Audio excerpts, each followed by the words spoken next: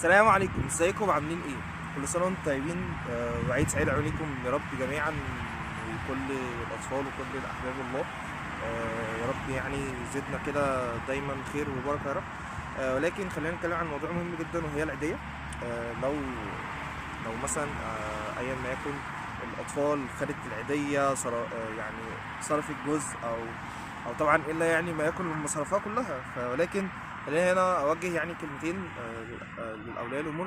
لو انت هنا خليت اللي ابنك ياخد على ثقافه المستهلك، ثقافه اللي هو بيصرف كل حاجه ويصرف ما في الجيب يقف ما في الجيب بقى وتامر حسني مش عارف ايه الكلام ده كله، ولكن الحاجه دي في كل الاوقات، في كل الاوقات الصعبه اللي احنا فيها، هي مش حكمه، هي مش حاجه صحيحه خالص. ولكن انت هنا لو قلت لابنك مثلا اصرف 80%، احنا في، يعني انا مش عايز اقول نص في المية، 50% ولا ايه، ولكن